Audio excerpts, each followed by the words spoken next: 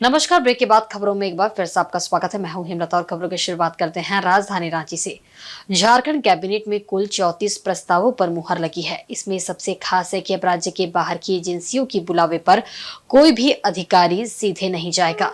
सम्मन मिलने पर उन्हें पहले अपने संबंधित विभाग के माध्यम से कैबिनेट को बताना होगा। इसके बाद कैबिनेट ये तय करेंगे कि उन्हें ईडी, सीबीआई या आईटी जैसे किसी अन्य बाहरी एजेंसी के सामने हाजिर होना है या नहीं। इस मामले को लेकर झारखंड की विपक्षी पार्टी भाजपा का कहना है कि वर्तमान राज्य सरकार अपने अधिकारियों को इस प्रकार के फैसले से बाध्य क्यों कर रही है। वर्तमान में पश्चिम बंगाल में इसी प्रकार के फैसले की तर्ज पर प्रवर्तन निदेशालय के अधिकारियों पर जानलेवा हमला हो चुका है और दूसरी ओर इस प्रकार का फैसला ईडी से अधिकारियों को बचाने के कारण लिया जा रहा है। के कैबिनेट फैसले के बाद राज्य की जनता हेमंत सोरेन सरकार से यह जानना चाहती है कि आखिर वो अपने अधिकारियों को ईडी के सामने पेश होने से, कोई दस्तावेजी सबूत देने से पहले सरकार से इजाज़त लेने के लिए बाध्य क्यों कर रही है। क्योंकि जिस तरह से पश्चिम बंगाल की सरकार ने किया, उसका हश्र ही हुआ कि वैसे लोगों का मनोबल ऊंचा हो गया और उन लोगों ने ईडी के अधिकारियों पर जानलेवा हमला किया। अब हेमंत सोरेन भी अगर पश्चिम बंगाल सरकार की राह चलना चाहते हैं तो उनकी मर्जी, लेकिन भ्रष्टाचारी जैसे एक एक कर पकड़े जा रहे हैं। सरकार डरी हुई है, सहमी हुई है कि कहीं कोई पोल पट्टी न खुल जाए, जो उन्होंने गलत काम किए हैं वो दस्तावेज के माध्यम से सार्वजनिक न हो जाए और ईडी के अधिकारियों के हाथ कोई सबूत न लग जाए कि सरकार के गले की फांस बन जाए। इसलिए अपने अधिकारियों को, अपने कर्मचारियों को भरसक बचाने का प्रयास किया जा रहा है कि उनसे सीधे पूछताछ करने के बजाय अब मंत्रिमंडल सचिवालय से इजाज़त लेनी होगी पूछताछ करने के पहले और दस्तावेज देने के पहले। तो सोरेन सरकार जिस राह पर चल रही है, जनता भी देख रही है कि भ्रष्टाचारियों को कौन बचा रहा और किस हद तक संरक्षण देने की कोशिश कर रहा है। वहीं कांग्रेस प्रवक्ता का कहना है कि संवैधानिक संस्थाएं संविधान से चलती है। अधिकारी को बाहरी एजेंसी का बुलावा आता है तो स्वाभाविक रूप से अपने उच्च अधिकारी से इस बात पर राय विचार करेंगे, फिर उसी दिशा निर्देश के अनुसार जांच एजेंसी का सामना करेंगे। चला है, संवैधानिक संस्थाएं संविधान से चलती है और अगर किसी भी अधिकारी को किसी बाहरी एजेंसी का बुलावा आता है तो स्वाभाविक तौर पे वो अधिकारी अपने उच्च अधिकारियों से इस विषय पे बात करेगा, राय विचार करेगा, क्योंकि ये एक लोकतांत्रिक प्रक्रिया है और ये कोई नया निर्णय नहीं है। ये निर्णय शुरू से है कि कोई भी अधिकारी जो है, अगर उसको बाहरी एजेंसी का बुलावा आता है तो वो अपने उच्च अधिकारियों से बात करेगा, उस पर उसका दिशा निर्देश लेगा, फिर उस एजेंसी का सामना करेगा। तो ये कहीं जांच में असर नहीं पड़ेगा? इससे कहीं कोई जांच में असर नहीं पड़ेगा। जो लोग इस बात को डाइवर्ट कर रहे हैं, हमें लगता है कि उन लोगों को जानकारी का अभाव है और सिर्फ एक राजनीतिक मुद्दा जो है वो लोग किसी भी चीज़ का भारतीय जनता पार्टी बनाने का काम करती है। तो एक बार जैसे जो बंगाल में पहले पश्चिमी सिंहभूम के सारंडा के समठा गांव में नक्सली संगठन भाकपा माओवादी ने पूर्व नक्सली नेल्सन भेंगरा की गोली मारकर हत्या कर दी है। उसकी हत्या के बाद माओवादियों ने घटनास्थल पर पर्चा भी छोड़ा है।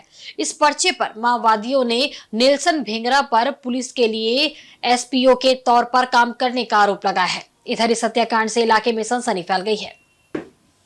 जानकारी के मुताबिक मंगलवार रात 10 बजे समठा गांव में नेल्सन भेंगरा को अचानक नकाबपोश हथियारबंद नक्सलियों ने घेर लिया और नेल्सन भेंगरा को घसीटते हुए पास के खेत की तरफ ले गए। इसके बाद नक्सलियों ने नेल्सन भेंगरा की जमकर पिटाई की। पिटाई के बाद नक्सलियों ने बंदूक सटाकर नेल्सन भेंगरा की 3 गोली मारकर हत्या कर दी। यही नहीं, नक्सलियों ने नेल्सन भेंगरा के मोबाइल समेत अन्य सामानों को भी पास में आग लगाकर जला दिया। मालूम रहे कि नेल्सन भेंगरा काफी वक्त तक नक्सली संगठन में सक्रिय था, लेकिन इसके बाद उसने नक्सली संगठन छोड़ दिया।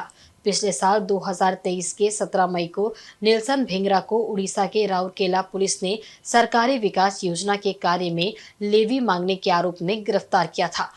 2 महीने पहले ही वह जेल से छूटकर वापस अपने गांव जरायकेला समठा लौटा था। घर वाले बताते हैं कि नेल्सन ने जेल छूटने के बाद नक्सली संगठन में काम करना छोड़ दिया और पुलिस के लिए काम करना शुरू किया था। वह समाज की मुख्य धारा में शामिल होकर आम आदमी की जिंदगी जीना चाहता था। उसने इस बीच पास के एक पुलिया निर्माण कार्य में नाइट गार्ड के रूप में काम करना भी शुरू कर दिया था। इसी दौरान मंगलवार को जब वह नाइट गार्ड की ड्यूटी पर जा रहा था तभी घात लगाए माओवादियों ने पुलिस की मुखबिरी के आरोप में अपने पुराने साथी नेल्सन भेंगरा की गोली मारकर हत्या कर दी। हालांकि पुलिया निर्माण में लगे मुंशी मदन ने बताया है कि पिछले 20 दिन से नेल्सन नाइट गार्ड की ड्यूटी पर नहीं आ रहा था। वहाँ पर पुल में नाइट गार्ड कर रहे हैं, वहाँ सोने चल गए। उसके बाद फिर आपको कैसे पता चला कि घटना घटा है? 10 बजे लगभग। मतलब का आवाज सुने? आवाज सुनेगा। गोली का आवाज सुने की? हाँ, गोली की। कितना गोली का आवाज सुने? 2 ठो आवाज सुने। उसके बाद फिर आप यहाँ घटनास्थल आए थे? नहीं। तो आप कब आए फिर? सुबह। सुबह आप देखने आए कि ऐसे ही घूमने आए थे? घूमने आया था। अच्छा, आप जब घूमने आए तब आप देखे कि ऐसे हुआ? हाँ। सुबह कितना बजे? सुबह। अच्छा, तो कितना बच्चा है घर में आपका? कितना बच्चा है? 3 बेटा बेटी कितना है? 2 जन बेटा 1 जन बेटी। कितना साल का पहला बेटा? पहला बेटा हो गया 13 साल लगभग। और उसके बाद वो 6 साल। फिर और एक ठो 3 साल। बेटी 3 साल की है। अच्छा, ये लोग पढ़ते हैं स्कूल में? हाँ, पढ़ते। नेल्सन जिसे आरोप है उसके ऊपर क्यों एसपीओ का काम करता था? हाँ, काम करते। तो एसपीओ पूरा रांची से पूरा 14 पूरा रांची वाला का मैडम। तो मैडम से भी बात चलता था? बात करते मोबाइल को नहीं।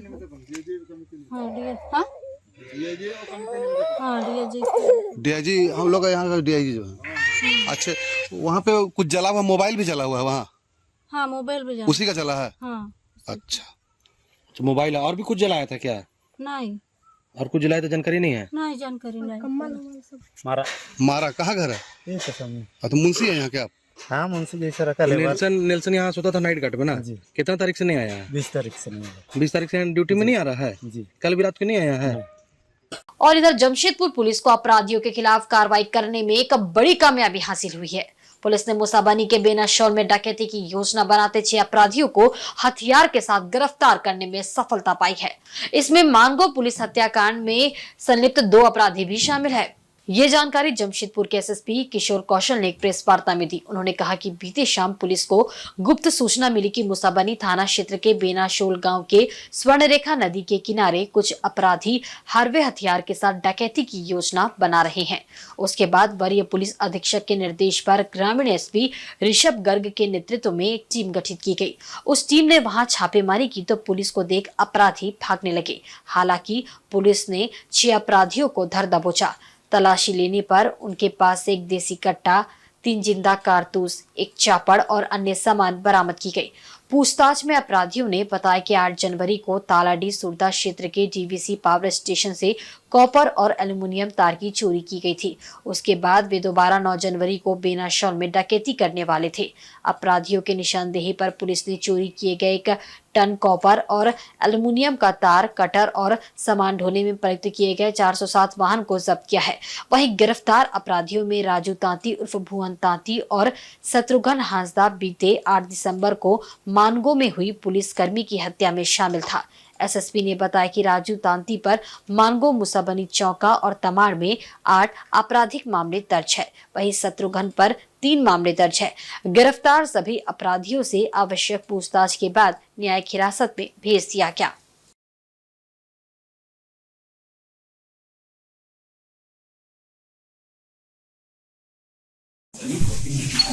देखिए, दिनांक 9 जनवरी 2024 यानी कि कल संध्या में इस प्रकार की गुप्त सूचना प्राप्त हुई थी कि मुसाबनी थाना अंतर्गत बेनासोल ग्राम के अंतर्गत स्वर्णरेखा नदी के किनारे पंप हाउस के पास कुछ अपराधकर्मी एकत्रित हुए हैं जो हरवे हथियार से लैस भी हैं और किसी बड़ी आपराधिक घटना को अंजाम देने की तैयारी में। इसको लेकर पुलिस अधीक्षक ग्रामीण के दिशा निर्देशन में डीएसपी मुसाबनी के नेतृत्व में एक टीम का गठन किया गया और इनके द्वारा कार्रवाई करते हुए 6 अपराध कर्मियों को गिरफ्तार किया गया, जिनके पास से एक देसी कट्टा, 3 जिंदा गोली, एक चापड़ और कुछ अन्य परंपरागत सामान जो है वो बरामद हुआ है।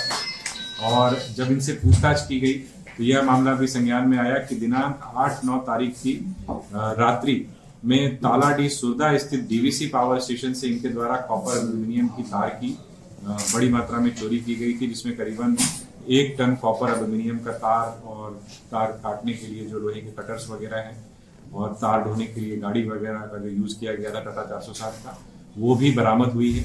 तो एक तरीके से जो चोरी का सामान था वो भी बरामद हुआ, और जो अंजाम देने के लिए फिराक में थे उस संदर्भ में हथियार भी बरामद हुआ। और जब इन लोगों से पूछताछ की गई तो यह भी सामने बात आई कि इसमें जो दो एक तरीके से कह सकते हैं कुख्यात अपराध कर्मी है, भुवन तांती और शत्रुघ्न हांसदा, जो कि पिछले माह 8 दिसंबर 2023 को मानपुर थाना क्षेत्र में जो एक घटना घटित हुई थी, जिसमें कि शहजाद उर्फ टांडा और एक अपने पुलिस के जवान की शहादत भी हुई थी। उस घटना में भी ये दोनों वांछित थे। इनका भी अनुसंधान के दौरान नाम आया था कि जब जो पुलिस जवान की जो शहादत हुई थी, जो उनको गोली लगी थी, तो उस गोली मारने वालों में जो 3 लोगों की फुटेजेस भी आए थे और उसमें एक की गिरफ्तारी भी हुई थी। उसमें एक आदमी ये भी था, तो इसकी भी गिरफ्तारी हुई है। साथ ही साथ इसके अलावा जो शत्रुघ्न हांसदा है वो भी इस पूरे के पूरे जो घटनाक्रम मानगो का था उसमें वो शामिल था। तो इन दोनों की गिरफ्तारी हुई है। अगर हम इनके आपराधिक इतिहास की बात करें तो राजू तांती और भुवन तांती जो है, इसके विरुद्ध में तकरीबन 8 मामले जो हैं वो दर्ज हैं अभी तक, जिसमें कि एक कमाड़ का भी जो है एक जो है मर्डर केस है, उसमें भी एक्यूज था और लंबे समय से फिरारी चल रहा था। शत्रुघ्न हांसदा जो है उसके विरुद्ध में कुल मिलाकर के 3 आपराधिक मामले जो हैं वो दर्ज हैं। शेष जो 4 अपराध कर्मी हैं उनके संदर्भ में अनुसंधान किया जा रहा है। तो इस प्रकार से एक बड़ी घटना को होने से रोक पाने में पुलिस कामयाब हुई है। वहीं राजधानी रांची में भाकपा की राज्य परिषद की बैठक का आयोजन किया गया। इस बैठक में आगामी चुनाव को लेकर पार्टी नेताओं ने रणनीति तय की ताकि झारखंड में अधिक से अधिक चुनावी सफलता पाई जा सके। राजधानी रांची के कांके मेन रोड स्थित कार्यालय में भारतीय कम्युनिस्ट पार्टी के झारखंड राज्य परिषद की बैठक आयोजित की गई। इस मौके पर पार्टी के राष्ट्रीय सचिव भालचंद्र कांगो मुख्य रूप से उपस्थित थे। उनके नेतृत्व में पार्टी के प्रदेश पदाधिकारियों के साथ ये बैठक की गई। इस बैठक में आगामी चुनाव को लेकर रणनीति तय की गई ताकि पार्टी को राज्य में अधिक से अधिक चुनावी सफलता मिल सके। इसके लिए पार्टी संगठन के साथ पार्टी के जनाधार को मजबूत करने पर जोर दिया गया। इसे लेकर बैठक में कई महत्वपूर्ण निर्णय भी लिए गए। राज्य परिषद की आज बैठक है। इस बैठक में कम्युनिस्ट पार्टी की रणनीति के बारे में, आने वाले लोकसभा चुनाव में किस तरह के क्या करना है, इसके बारे में बातचीत होगी। हमारे पार्टी का संविधान ये कहता है कि हमारी पार्टी की जो मेंबरशिप है उसका रिन्यूअल 31 मार्च के पहले होना चाहिए, तो उसके बारे में भी चर्चा होगी। साथ साथ जो आज की राजकीय परिस्थिति है, यहाँ क्या चल रहा है, इसके बारे में अगर सबको बताया जाएगा और उनकी राय ली जाएगी, ताकि हमारी नेशनल काउंसिल की मीटिंग जो हैदराबाद में 2, 3, 4 फरवरी को है, उस मीटिंग में लोगों के ख्याल वहाँ पे रखे जाएंगे। वहीं सरायकेला जिले के आदित्यपुर के आरआईटी थाना क्षेत्र अंतर्गत आदित्यपुर रोड नंबर 14 मैदान से अतिक्रमण हटाने गई आवास बोर्ड की टीम समेत पुलिस बल स्थानीय लोगों के भारी विरोध को देखते हुए बेरंग लौट गई। आदित्यपुर रोड नंबर 14 राम मंदिर के पास खेल मैदान को झारखंड राज्य आवास बोर्ड द्वारा प्लॉटिंग कर आवंटित किए जाने का विरोध बीते 15 वर्षों से भी अधिक समय से चला आ रहा है। लगातार अतिक्रमण हटाने के दौरान लोगों के भारी विरोध के चलते हमेशा आवास बोर्ड के अधिकारी और सुरक्षा बलों को वापस लौटना पड़ता है। बुधवार को भी यहां स्थानीय लोगों के एकजुटता और विरोध को देखते हुए झारखंड राज्य आवास बोर्ड के अधिकारी समेत पुलिस बल वापस लौट गए। गौरतलब है कि इससे पूर्व भी यहां अतिक्रमण हटाने के दौरान भारी विरोध के चलते निवर्तमान वार्ड पार्षद रिंकू राय समेत कई लोगों पर आवास बोर्ड द्वारा मुकदमा दर्ज किया गया था, जो न्यायालय में विचाराधीन है। दिया गया है, सभी को आवास बोर्ड का ही घर है और सभी जगह में जांच कर लिया जाए कि सब जगह में ऐसा मैदान दिया गया मैदान है, और हम लोग को भी ये मैदान को बुजुर्ग और बूढ़ा लोग के लिए मैदान मिला है खेलने के लिए, और इसमें बहुत बड़ा बड़ा पेड़ पौधा है। बगल में इतना बड़ा राम मंदिर है, जो में सभी मंदिर है, उसका फंक्शन भी होता है, गरीब आदमी लोग को शादी ब्याह भी होता है। तो जैसे सभी मैदान है उस तरह हम लोग का भी मैदान घर का लिए रहना चाहिए। इसको गलत तरीका से बेच दिया गया है, ऐसा नहीं होना चाहिए। आप लोग इसका विरोध करते हैं? हाँ, विरोध करते हैं। जमशेदपुर के टेल्को थाना क्षेत्र के जेमको मैदान को अधिग्रहण मुक्त कराने की मांग को लेकर स्थानीय लोगों का आंदोलन जारी है। बुधवार को जेमको मैदान संघर्ष समिति के बैनर तले स्थानीय लोगों ने उपायुक्त कार्यालय पहुंचकर प्रदर्शन किया। इस दौरान मैदान को कंपनी विस्तारीकरण की जद में जाने से बचाने के लिए गुहार लगाई गई। उपायुक्त कार्यालय पहुंचे प्रतिनिधिमंडल ने बताया कि वर्षों पूर्व जेमको कंपनी के मालिक इंदर सिंह ने कंपनी से सटे जेमको मैदान को मौखिक रूप से बस्ती वासियों को सार्वजनिक उपयोग के लिए दिया था। इस मैदान में खेलकूद, सांस्कृतिक कार्यक्रम व धार्मिक क्रियाकलापों के साथ शादी विवाह जैसे कार्यक्रम का आयोजन होते आ रहा है। विगत कुछ समय से कंपनी द्वारा विस्तारीकरण का कार्य किया जा रहा है। इस दौरान मैदान में भारी वाहनों की पार्किंग की जा रही है, साथ ही स्लैग इत्यादि का भंडारण भी कर दिया गया है। इससे मैदान में सार्वजनिक क्रियाकलाप पूरी तरह से ठप हो गया है। वहीं कंपनी की योजना है कि इस मैदान को कंपनी परिसर के अंदर कर दिया जाए। इसे लेकर मैदान बस्तीवासियों में काफी असंतोष व्याप्त है। इसे लेकर बस्तीवासियों ने मुख्यमंत्री के नाम एक ज्ञापन उपायुक्त कार्यालय में सौंपा। उन्होंने बताया कि मांग नहीं माने जाने के कारण वह मुख्यमंत्री से इस संबंध में गुहार लगाने को विवश है। इस पत्र की प्रतिलिपि उपायुक्त, धारभूम एसडीओ, एसएसपी और टाटा स्टील के महाप्रबंधक को भेजी गई है। तो मैदान संघर्ष समिति के तत्वावधान में हम लोग जेमको मैदान, जो कि हमारे आज़ाद बस्ती, जेमको बस्ती, लक्ष्मी नगर के बीच में हृदय स्थली में बसा है, जेमको कंपनी के बगल में है, जो जेमको और तार कंपनी के मालिक इंदर सिंह द्वारा हम लोगों को बस्तीवासियों को लगभग 100 साल पहले दिया गया था। और लगभग 100 सालों से हम लोग उस मैदान का उपयोग विभिन्न कार्यों में, बच्चों के खेल कूद के लिए विशेषकर, और बहुत सारे आयोजनों में, सुबह मॉर्निंग वॉक में और बहुत तरह के आयोजनों में लगभग 100 सालों से हम लोग उस मैदान का सदुपयोग कर रहे थे। और बीच में तार कंपनी का विस्तारीकरण हुआ, टाटा स्टील ने उसको अपने अधीन लिया।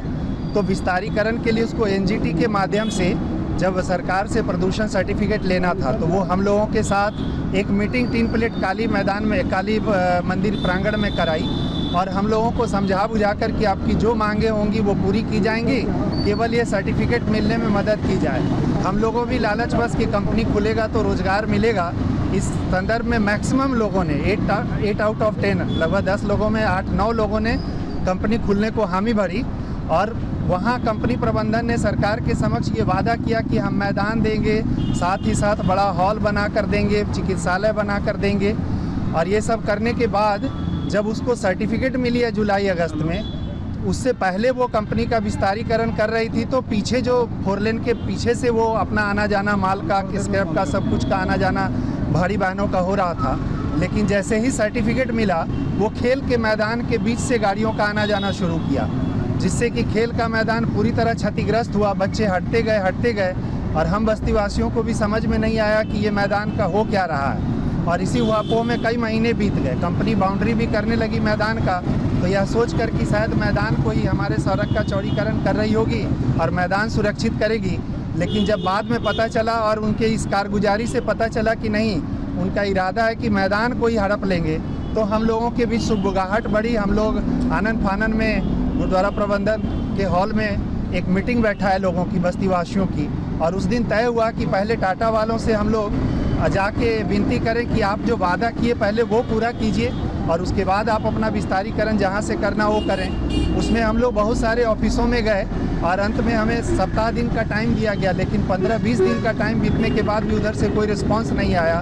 तो अब हम लोगों ने पिछले 7 जनवरी को एक आम सभा रखी जेमको मैदान में, और वहाँ सर्वसम्मति से ये निर्णय हुआ कि अब जो विनय करना था टाटा प्रबंधन से हो गया। अब हमें सरकार तक बात पहुंचानी चाहिए, क्योंकि सर्टिफिकेट, पॉल्यूशन सर्टिफिकेट सरकार ने ही दी थी। और तब सरकार बताए कि वो जो वादा किया गया टाटा प्रबंधक का आपके सामने में, उसको करने के बजाय उसने हमारे मैदान को ही छीनने का अभियान ये कैसे कर लिया। तो हम सब का एक ही मांग है कि पहले वो मैदान जैसे था, खेलने का मैदान बना कर दिया जाए, उसको छोड़ा जाए। कंपनी अपना जहाँ से विस्तारीकरण करना हो करे, लेकिन वो मुख्य मैदान हमें छोड़े। और साथ ही साथ दायित्व के तहत, कंपनी दायित्व के तहत उस मैदान को समतलीकरण कर खेलने लायक बनाए, रनिंग ट्रैक बना दे, गेट बाउंड्री वाल देकर बस्तीवासियों, क्योंकि 1 लाख की आबादी है, लगभग 10-12 बस्तियां हैं। वहीं आगामी लोकसभा की चुनाव की तैयारी को लेकर झारखंड मुक्ति मोर्चा के जमशेदपुर प्रखंड समिति की ओर से पोटका विधानसभा के कार्यकर्ताओं के साथ समीक्षात्मक बैठक की गई। ये बैठक खास महल स्थित पार्टी कार्यालय में आयोजित की गई।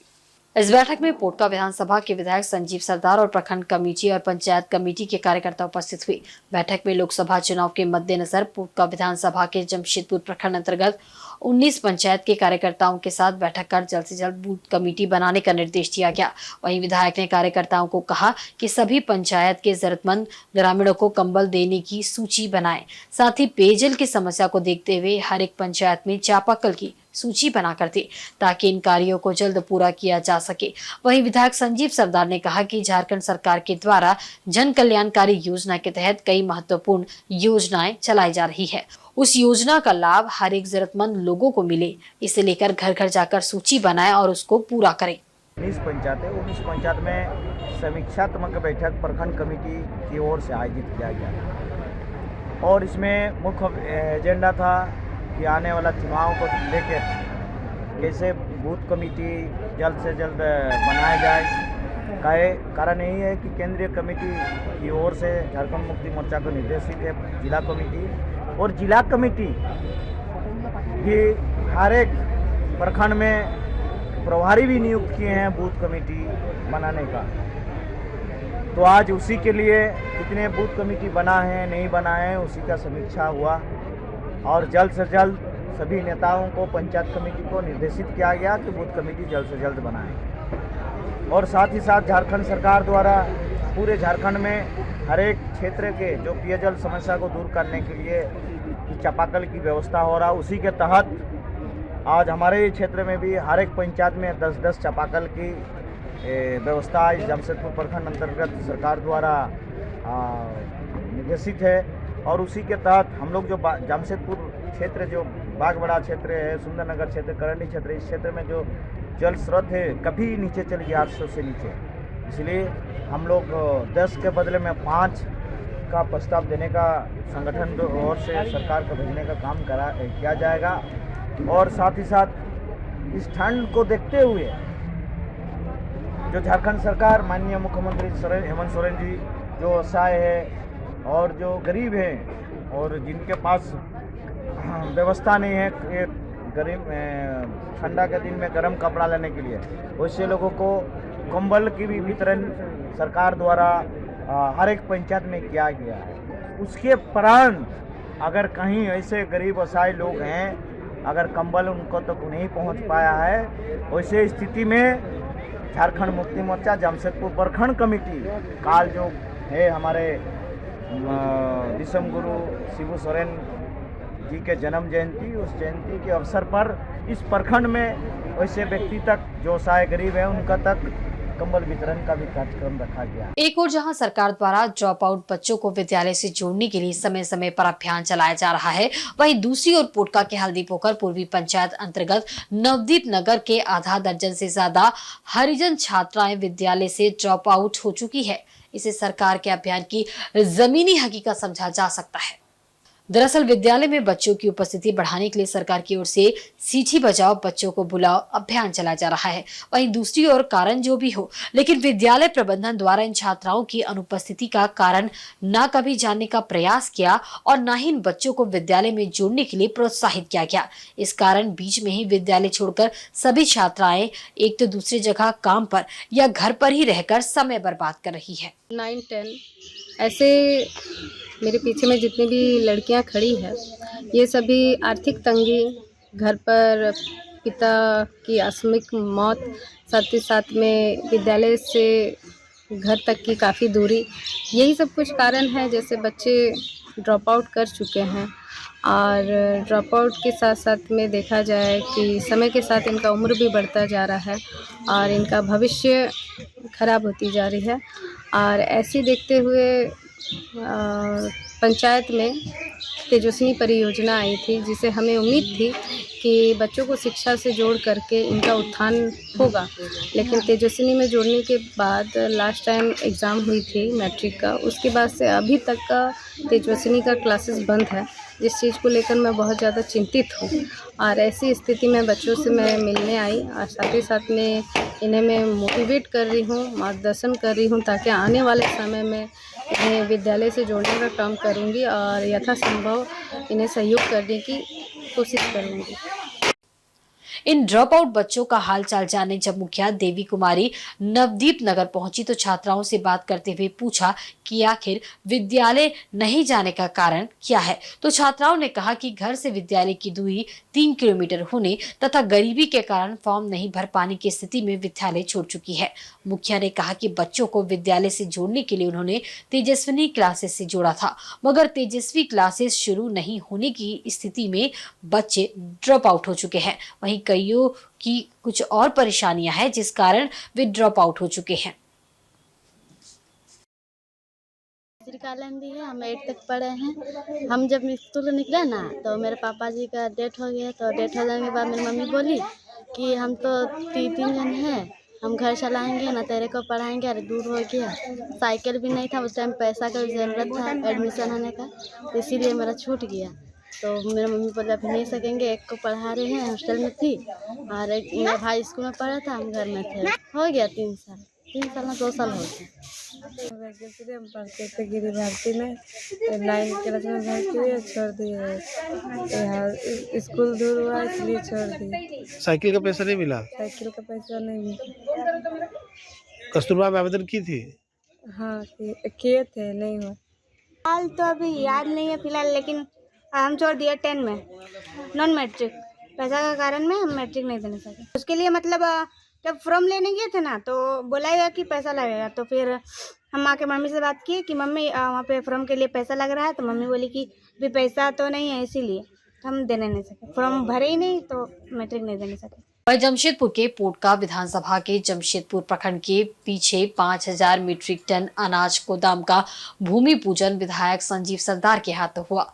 इस गोदाम का शिलान्यास 15 अक्टूबर 2013 को रांची में एक कार्यक्रम में मुख्यमंत्री हेमंत सोरेन के द्वारा किया गया था। इसी दौरान पोटका विधानसभा में 5000 में मीट्रिक टन गोदाम की शुरुआत की गई थी। इस गोदाम का निर्माण 6500 करोड़ की लागत से किया जाएगा। ये गोदाम बन जाने से पीडीएस के दुकानदारों को सांची और बर्माइस गोदाम जाने की जरूरत नहीं है। यहीं पर सरकार के द्वारा किसानों से धान की खरीदारी कर इसी गोदाम में रखा जाएगा। मौके पर पोटका विधानसभा के विधायक संजीव सरदार ने कहा कि गोदाम बन जाने से आसपास के गाँव के ग्रामीणों को भी यहाँ रोजगार मिलेगा। हम लोग यहाँ का समस्याओं को लेकर माननीय मुख्यमंत्री जी के पास रखे थे कि इस क्षेत्र में कोई ऐसे गोदाम नहीं है, जिसके चलते बहुत सा सरकारी योजनाओं का क्रियान्वयन होता है, उसके लिए समान रख रखाव नहीं हो पाता है, और जिसके चलते सही तरह से लोगों तक पहुंच नहीं पाता था, जिसके चलते माननीय मुख्यमंत्री जी को अवगत कराने के बाद 5000 मीट्रिक टन का यहाँ स्वीकृति भवन का स्वीकृति हुआ गोदाम घर का। और उसी के आज बीते दिन 15/11/2023 को हमारे माननीय मुख्यमंत्री जी ने और साथ ही रांची से ऑनलाइन शिलान्यास इस योजना को किया गया था। तो आज हमारा क्षेत्र में इतने बड़े योजनाओं का सौगात जब सरकार ने दिया है, आज हम लोग पुनः उसको भूमि पूजन कर आज इस योजना को शुभारंभ करने का काम किया। इधर मकर पर्व को देखते हुए मुसाबनी में स्टॉल लगने लगे हैं। इसे देखते हुए तय माना जा रहा है कि इस वर्ष क्षेत्र में मकर पर्व काफी धूमधाम से होने जा रहा है। मकर पर्व को देखते हुए मुसाबनी के कई स्थानों पर स्टॉल लगे हैं। इसमें दुकानदार चूड़ा, गुड़, तिल, बादाम पट्टी, तिलकुट एवं तेल बेच रहे हैं। हालांकि मुसाबनी में सुरदा माइंस के ठीक ढंग से नहीं चलने के कारण बाजार की हालत ठीक नहीं है। फिर भी लोगों में मकर पर्व को लेकर उत्साह का माहौल देखा जा रहा है। ग्रामीण स्टॉल में पहुंचकर मकर की खरीदारी कर रहे हैं। दुकानदार राजेश प्रसाद ने कहा कि उन्होंने इस वर्ष मकर पर्व से संबंधित हर तरह की सामान को अपने दुकान बिक्री के लिए रखा है। उम्मीद है कि इस वर्ष मकर में काफी अच्छा बाजार रहेगा। मकर के लिए यहाँ मुड़ी, तिलकुट, गुड़ और रिफाइंड तेल और तिल सब उपलब्ध है हमारा स्टॉल में। अभी तो धीरे धीरे 14-15 तारीख आने में अभी समय है, आज से दुकान स्टार्ट किए हुए हैं।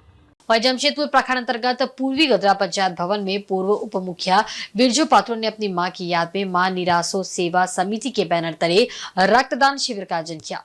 इस शिविर में 100 यूनिट रक्त संग्रह करने का लक्ष्य रखा गया है।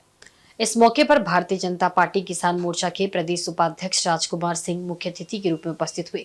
वहीं अतिथियों के द्वारा मां निरासो की तस्वीर पर पुष्प अर्पित कर श्रद्धांजलि दी गई। संस्था के द्वारा पिछले 8 वर्षों से रक्तदान शिविर का आयोजन किया जा रहा है ताकि ग्रामीण क्षेत्र के लोग रक्तदान के प्रति जागरूक हो और रक्तदान में भाग ले। इस मौके पर रक्तदाताओं को सर्टिफिकेट और उपहार देकर सम्मानित भी किया गया।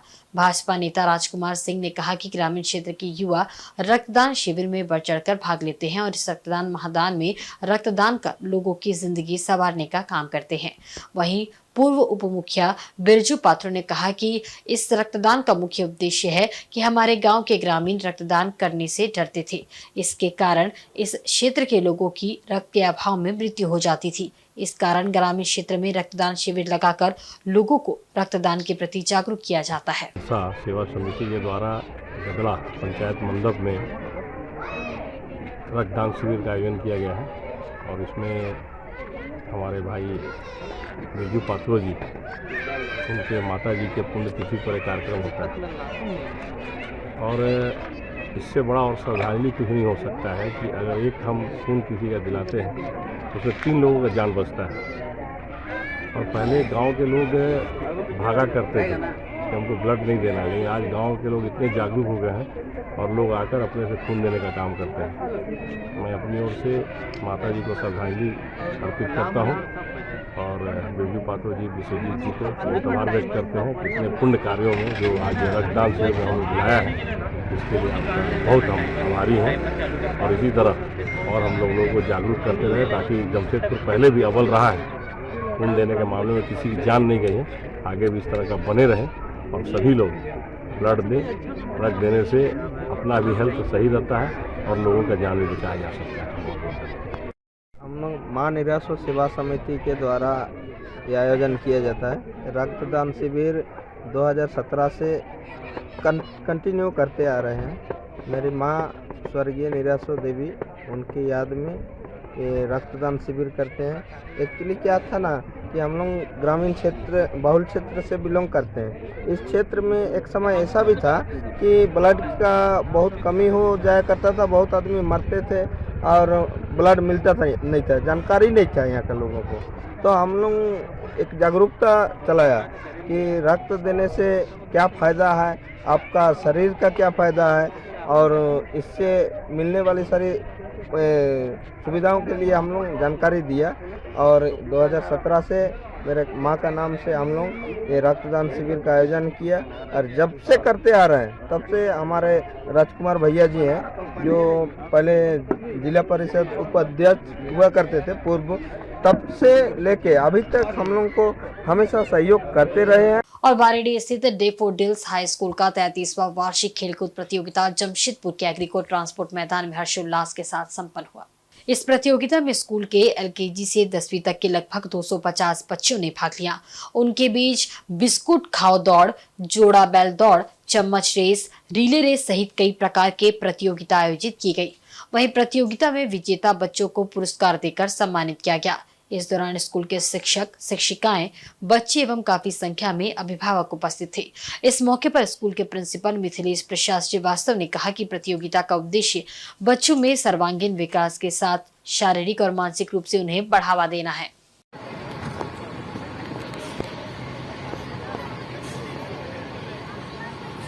जी सर, कितना वर्ष है प्रतियोगिता का और पूरा कार्यक्रम बताइएगा। डैफोडिल्स हाई स्कूल का 33वां वार्षिक क्रीड़ा प्रतियोगिता है। प्रत्येक वर्ष बच्चों के लिए वार्षिक क्रीड़ा प्रतियोगिता का आयोजन इसी मैदान में होता है। मेरा यह मानना है कि बच्चों के सर्वांगीण विकास के लिए शिक्षा के साथ साथ उनका शारीरिक विकास भी हो, मानसिक विकास भी हो, यह सोचकर प्रत्येक वर्ष के कार्यक्रम का आयोजन होता है। और हमें खुशी है कि हमारे बच्चे जो हैं प्रत्येक क्षेत्र में अपने को अव्वल दिखा रहे हैं, चाहे वो शिक्षा का क्षेत्र हो, चाहे वो नृत्य का क्षेत्र हो, संगीत का क्षेत्र हो, चाहे क्रीड़ा का क्षेत्र हो, हर जगह खेलकूद में बच्चे अपने भाग ले रहे हैं और अपनी सफलता को हासिल कर रहे हैं। और आज के बुलेटिन में बस इतना ही। कल फिर हाजिर होंगे कुछ नई खबरों के साथ। तब तक देखते रहिए इंसाइड झारखंड न्यूज। नमस्कार।